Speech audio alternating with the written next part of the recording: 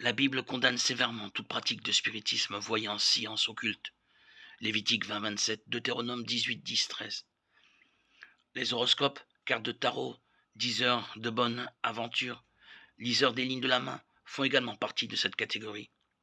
Ces pratiques sont basées sur la croyance en des dieux, des esprits ou des défunts qui peuvent nous conseiller et nous guider. Ces dieux ou esprits sont des démons. 2 Corinthiens 11, 14, 15. La Bible ne nous donne aucune raison de croire que nous pouvons contacter nos êtres chers décédés. S'ils étaient croyants, ils sont au ciel et profitent des délices du lieu le plus merveilleux qui dépasse notre imagination en communion avec un Dieu d'amour. S'ils étaient incroyants, ils sont en enfer et souffrent éternellement pour avoir rejeté l'amour de Dieu et s'être rebellés contre lui. Donc, si nos êtres chers décédés ne peuvent pas nous contacter, d'où les médiums, spirites, voyants obtiennent-ils des informations aussi exactes? Beaucoup de voyants se sont avérés être des charlatans qui ont parfois trouvé une foule d'informations par des moyens tout à fait naturels comme des annuaires téléphoniques ou des recherches sur Internet permettant d'obtenir des noms, adresses, dates de naissance, de mariage, membres de la famille.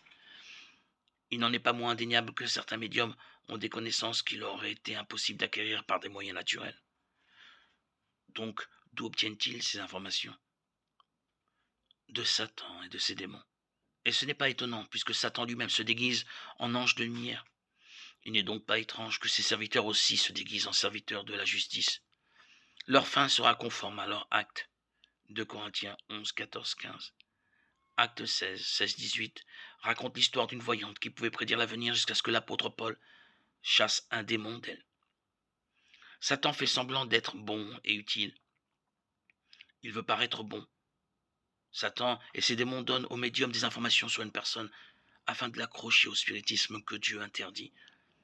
Cela semble innocent au départ, mais très vite la personne devient dépendante de son médium, permettant inconsciemment à Satan de contrôler et de détruire leur vie.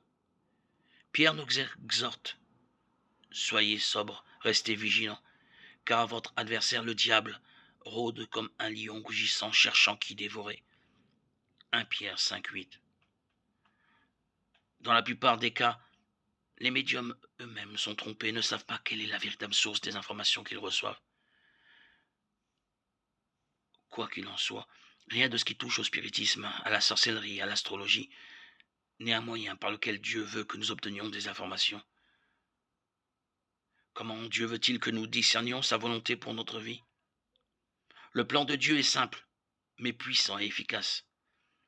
Étudiez la Bible, 2 Timothée 3, 16, 17, et priez pour la sagesse, Jacques 1, 5.